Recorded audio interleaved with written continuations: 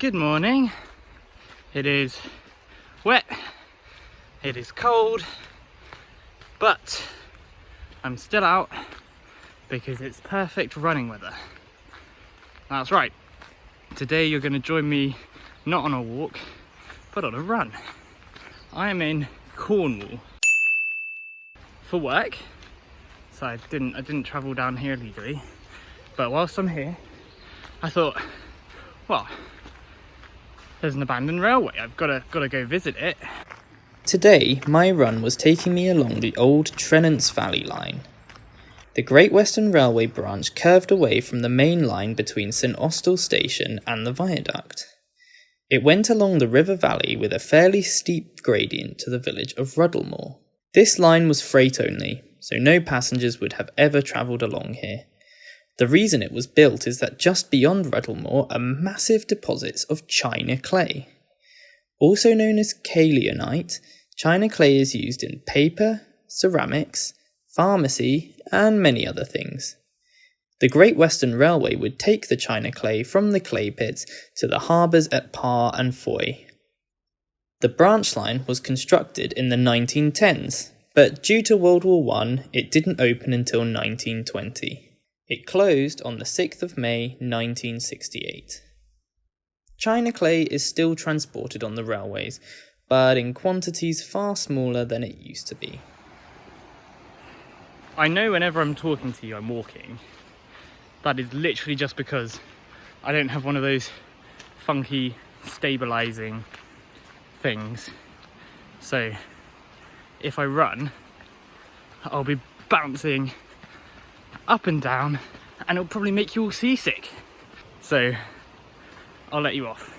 Just know that in between shots I'm taking, I am running, I promise. So you can very much tell this was a railway line, you know, it's quite flat, wide path, not alongside a road. The road is down there, we're up on an embankment. It has now been turned into a cycle trail. It's one of the clay trails in Cornwall, which is really cool. I love it when they turn old railway lines into cycle trails because it makes it more easily accessible. I'm about 3/4 of a kilometre in, and the first thing we've got is an old china clay dry, but we've got this fabulous tall chimney. It's pretty awesome, just sort of amongst the trees and some walls and everything.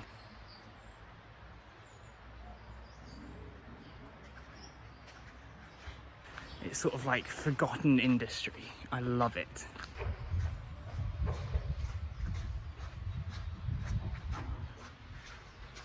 Gonna go off the beaten track a bit, except you can actually sort of go inside this.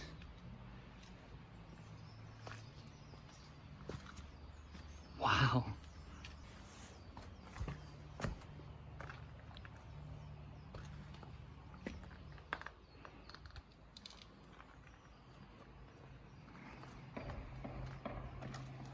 This is awesome. This is so cool.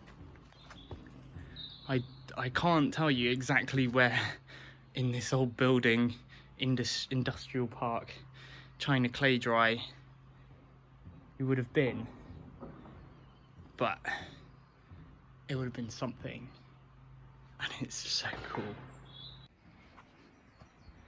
On further investigation, this was found out to be the Carlion Farm kilns. It was here that the china clay would have been dried out before it was transported to the ports and then overseas. The building was made up of 2 separate kilns connected to each other by a central furnace room, the room I stumbled into. I managed to find this image of it back when it was still in full working order. You can see the railway in front and the 2 chimneys at either end. The tall bit in the middle is where I am now. The building was abandoned at the same time that the railway closed, and the roof was removed in 1984 due to it being in danger of collapse with all the vegetation growing around it. Today, as you can tell, it's a ruin, but the building is Grade 2 listed. Well, that was a detour. On with the run.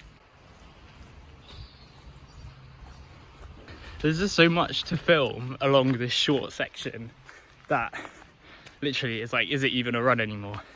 It's just a sort of like fast walk with the occasional jog.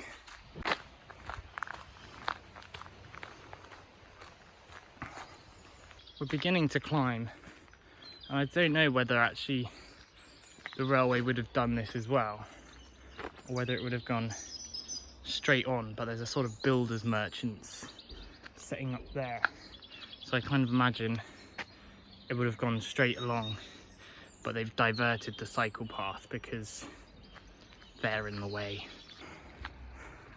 Better get off my horse.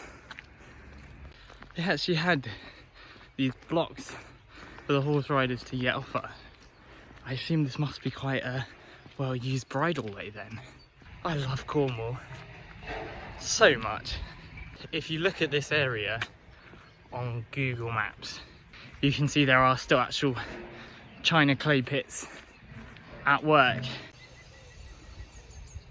You can start to see the china clay pits. They have these huge mounds. Sometimes they look more like pyramids. It makes the landscape completely different. Another building hidden in the trees.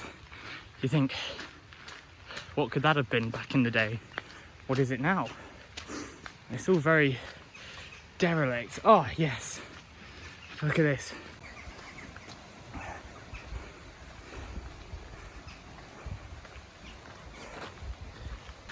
I'm right next to a stream, so sorry for the loud noise. The stream is actually quite white. Complete speculation, but I think that's because of the china clay. Could be completely wrong, but that's what I'm thinking. So I think it's safe to assume I'm back on track now, pardon the pun. Yeah, this is definitely the back on the old track bed of the goods line, and I think we're nearing the end, which it doesn't feel like it's been very long at all, but that's because it's not a very long line. We're coming to a place called Wheal, Martyn. I hope I pronounced that right. It's an old china clay dry that is now closed and would normally be a visitor attraction, but of course it's not because everything's closed. Okay, bear with me, control my excitement. Look what I found in the road. Right, I've just come to a crossing. The actual rails of this old line that closed in the 60s.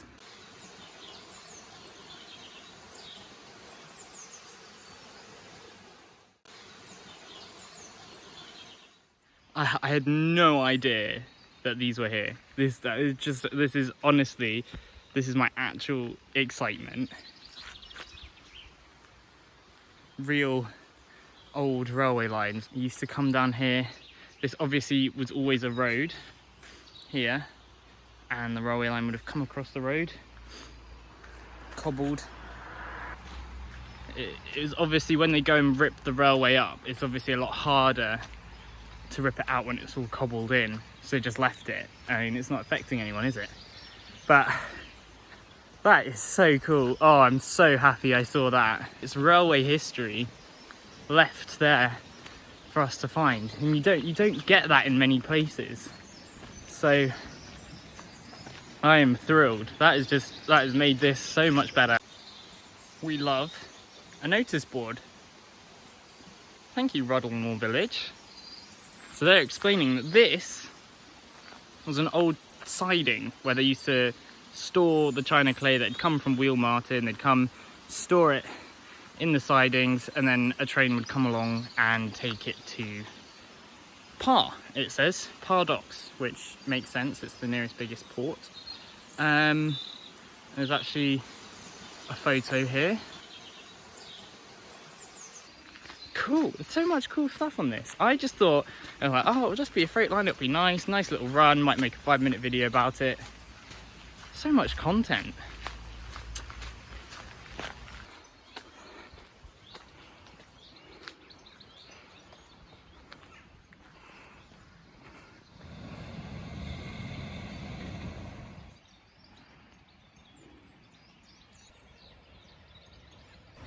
get these shots of this beautiful clay pit that's now flooded and is like a gorgeous lake.